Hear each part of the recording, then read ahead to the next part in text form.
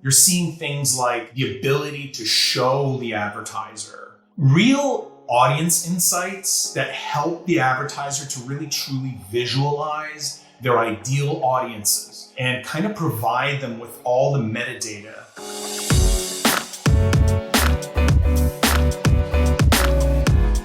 Hey gang, it's Monday, February 28th. Listeners, welcome to the Behind the Numbers Daily, an e-marketer podcast made possible by Mountain. I'm Marcus. Today's fact. We've got some diamond facts today, actually. Okay. All diamonds are formed under immense heat and pressure, about 100 to 300 miles beneath the earth, and they're brought to the surface in volcanic eruptions.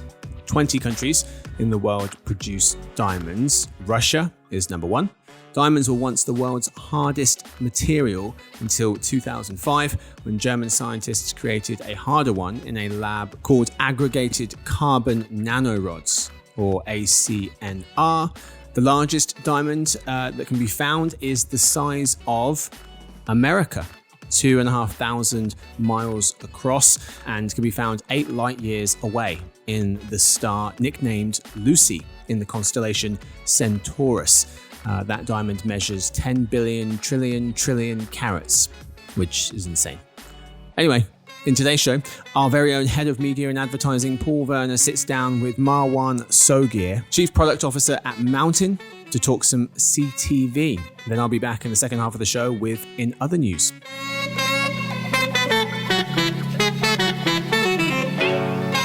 Welcome to the show, Marwan. Great to have you here. It's great to be here. Thank you. So let me start up with a question about cord cutting and connected TV, since they obviously relate to each other.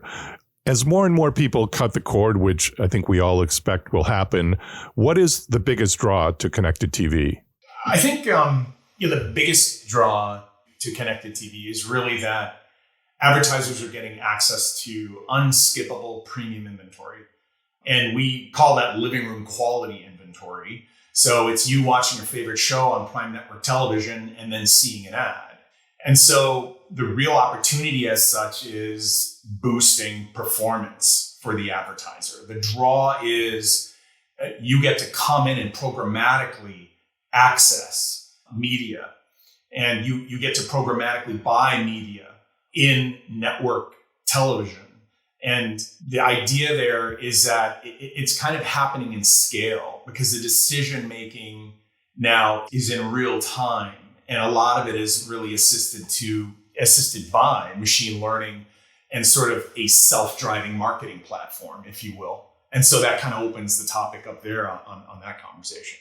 Yeah, I definitely want to return to that machine learning piece. But before that, can we talk a little bit about the scale of CTV advertising? I mean, there have been some issues with, just with scale and fragmentation, because there's so many different platforms. So how do you see CTV advertising start to scale so that, at least from that point of view, it looks more like traditional TV?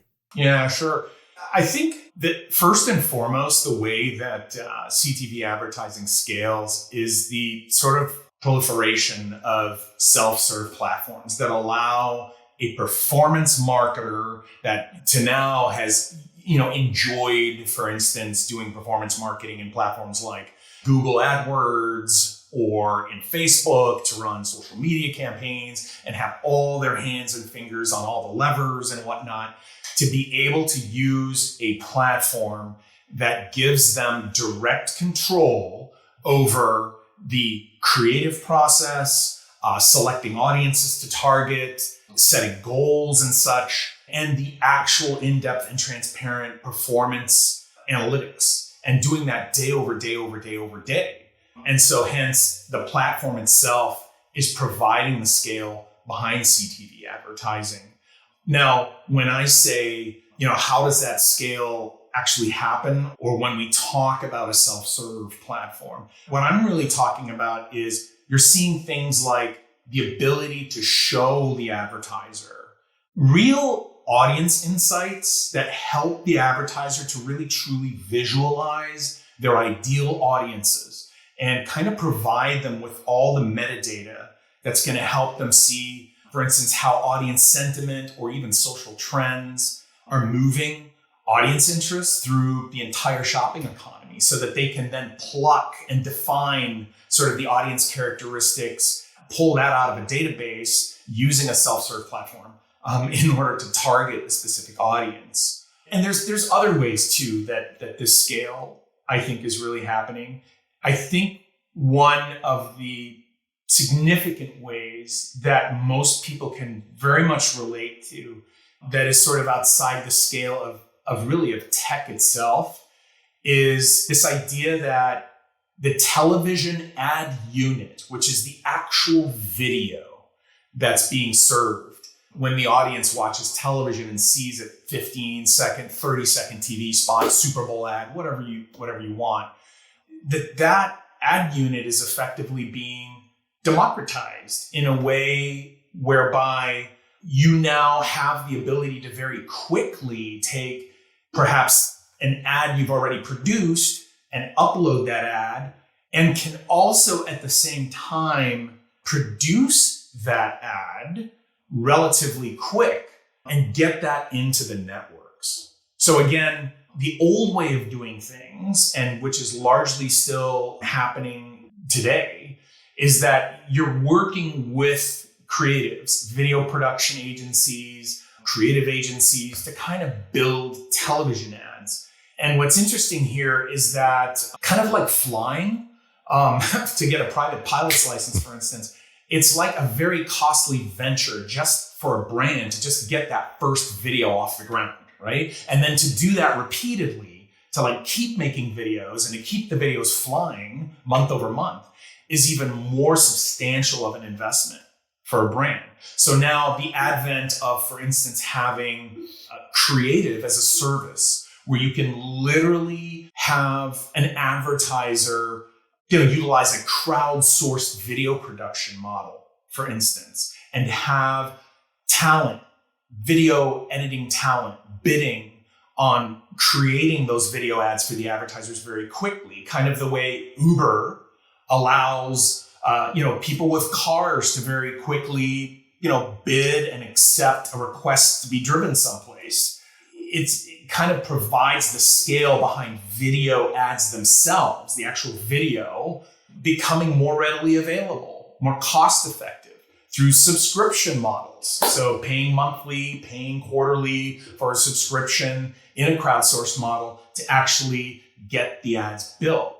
And then there's sort of this last component here, which is bringing scale, a lot of scale to it, which is, and it's again harkens back to the conversation we wanted to have a little bit further down the road here, but it's this notion that, machine learning sort of driven tech is presenting the opportunity to bring a form of TV advertising into the same realm, for instance, as paid search and social media marketing, and opening it up to like a wider range of advertisers. And so the machine learning driven tech there then is what's literally allowing people that don't have the advanced skill sets or the access to media buying and arbitrage on the agency level to get into premium television networks and have them make sort of the right decisions on their marketing strategies and how to spend their money, and kind of makes that sort of the autopilot for the average marketer, hence bringing more people into television and creating really through tech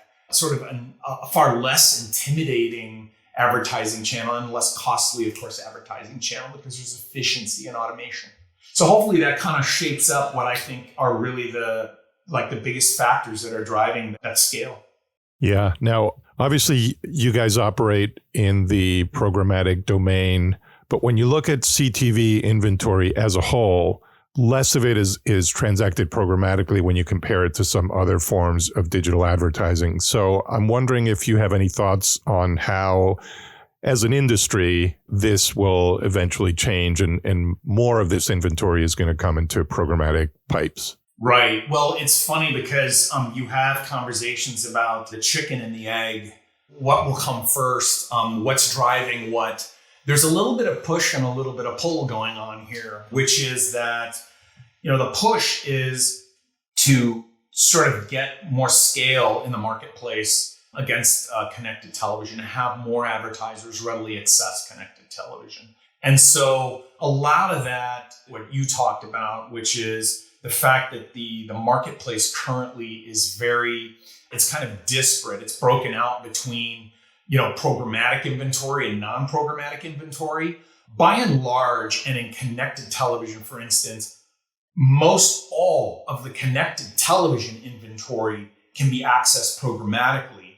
It's what we call the private marketplace inventory, which is typically inventory that's set aside, very premium inventory that's set aside, that isn't programmatic, but is in a way being made programmatic by tech companies that are able to kind of leverage their own personal private marketplace deals and then use their tech to know when to programmatically purchase against those deals that they already have. In other words, making private marketplace inventory available to customers on the ad buying side. So that then is one of the factors that's kind of, pulling in more of the inventory that isn't programmatic and kind of just making it programmatic, so to speak, through the tech that knows when to access it and when not to access it on behalf of the advertiser. So hopefully that answers your question in terms of, what's driving that equation behind programmatic and non-programmatic.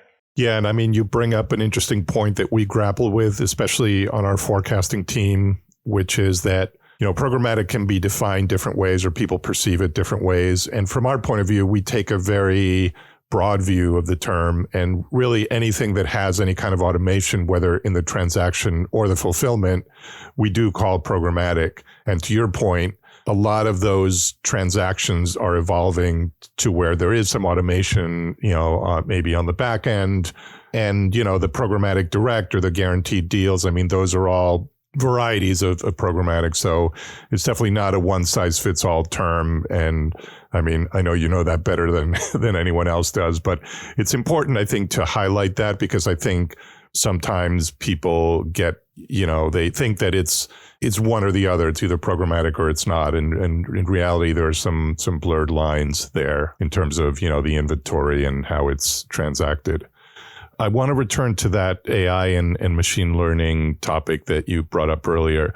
Are you able to give me an example of how that works in the real world in terms of like optimizing a CTV campaign? I'm just curious because it all makes sense when you describe it, but I'd love to get kind of like a picture of how it actually plays out.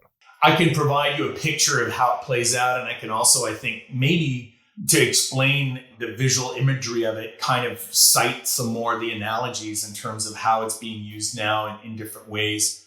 But in essence, I think, like so many other areas of tech, machine learning and automation of different functions that are typically being performed by very smart human professionals is something that's been going on for a while. And I think the dilemma here is like to make better decisions in a really complex and big sort of data environment, you fundamentally need three things, right? You need, one, the ability to see all the possible inputs and data surrounding the decision you want to make. Secondly, you kind of need time to assess what the possible outcomes might be and what the ability to sort of quickly decide, would be. And I think at least for the human in this equation, those things are sort of without doubt, like really directly in conflict with one another, because human beings don't really multitask. When the human brain multitasks, it's kind of what it's doing. It's context flipping effectively. When a processor, an actual machine processor, like an Intel chip, for instance, is doing multitasking, it's effectively doing different tasks at the same time and in real time. If you look at advertising and running campaigns and, serving out ads across the web or through network television, advertising is really all about making decisions in real time that you quickly and positively affect performance with media spending, and also serving the right creatives and also making sure that the right eyeballs see those creatives.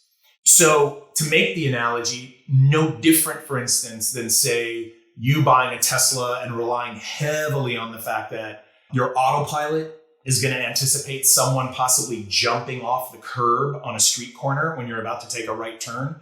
Machine learning and AI is basically going to anticipate or predict the best time to spend the right amount of budget, serve the best performing ad sizes, and deliver optimal performance outcome for the advertiser.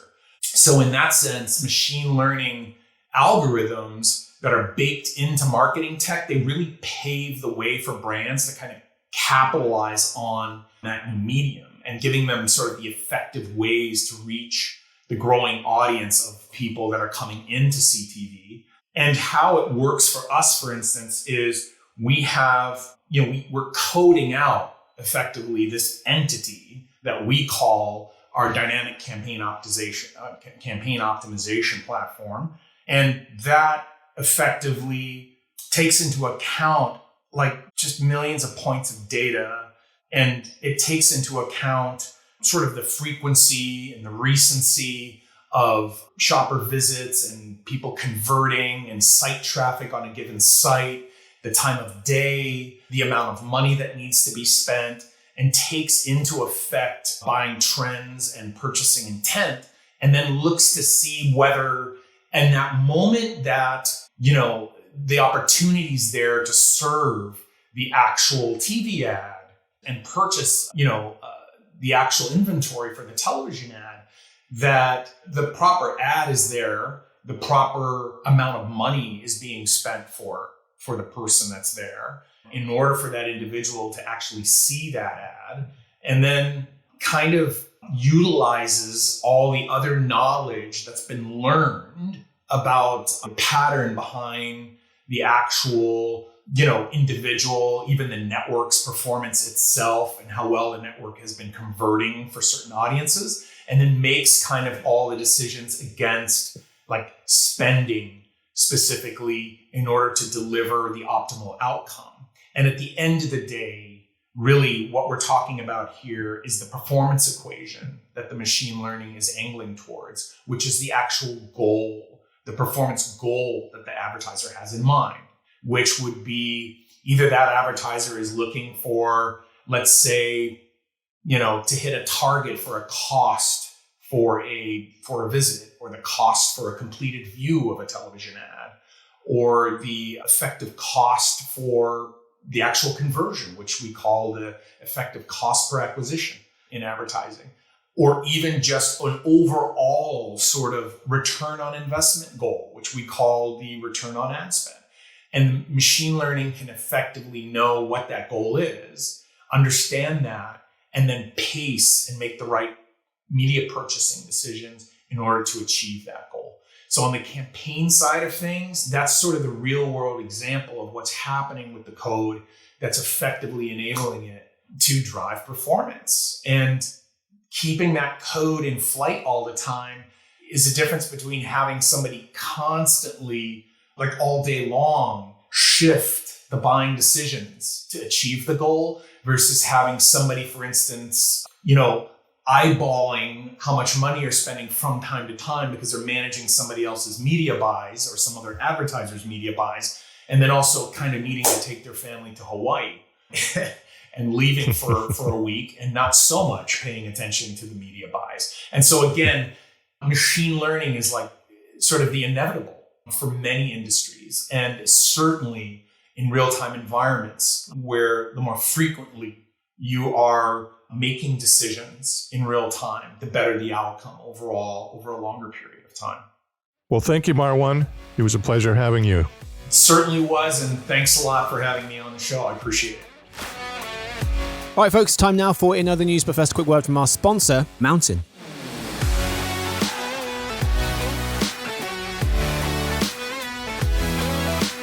Mountain is turning connected TV into performance TV. Their marketing software solution gives advertisers everything they need to quickly and easily launch connected TV campaigns that are fully optimized to achieve specific marketing goals. From conversions and revenue to website visits and more, Mountain Performance TV is tailor-made to treat television as a performance ad channel, just like paid search and social. Visit mountain.com today to learn more and discover the impact it can have for your brand.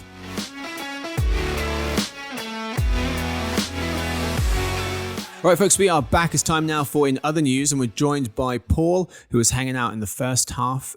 Paul, thanks for spending a bit more time with us. Always a pleasure. Yes, sir. Let's get into it. Today in Other News, Google plans to curtail cross-app tracking on Android phones, and WarnerMedia and Discovery get US government approval to create their new media giant. Story 1. Google plans to curtail cross-app tracking on Android phones following Apple imposing restraints on an ad industry that has covertly collected data across billions of mobile devices, notes Trip Mickle, Sam Schechner, and Patience Hagan of the Wall Street Journal. Apple's 2021 changes have already made some waves.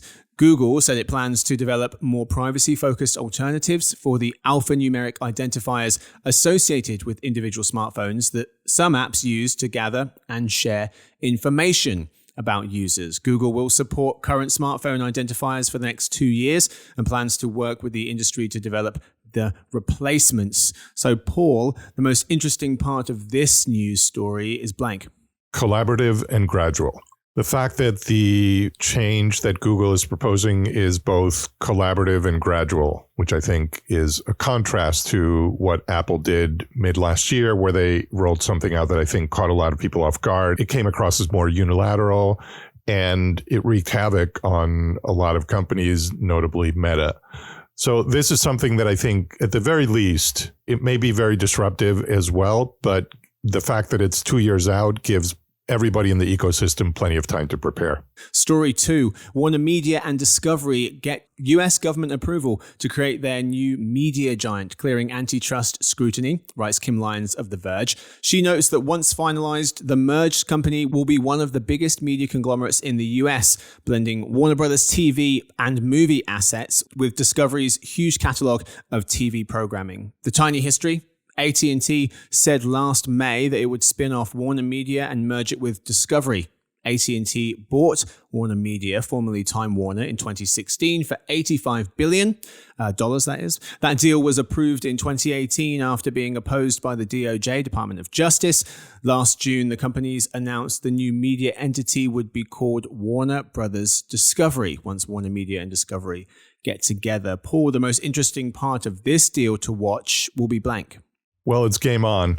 It's game on, certainly for Discovery and WarnerMedia, but really for the whole industry, because I know we talked a lot in the earlier days of AT&T's forays into streaming, how muddled their strategy seemed, and even their flagship subsidiary, HBO, had a lot of different brands going, and the whole thing just seemed like it was very self-defeating for the company. I think now they have finally figured out how to position it, how to market it, how to bring it into common ownership with Discovery. And I think this is going to be one of the big players in the sphere, right along with the ones that we all have been talking about as well. That's all we've got time for. Thank you so much to my guests. Thank you to Paul. Always a pleasure. Thank you to Marwan, who joined us in the first half of the show. Thank you to Victoria. She edits the whole thing. Thanks to everyone listening in. We'll see you guys tomorrow, hopefully, for the Behind the Numbers Daily, an e-marketer podcast made possible by Mountain.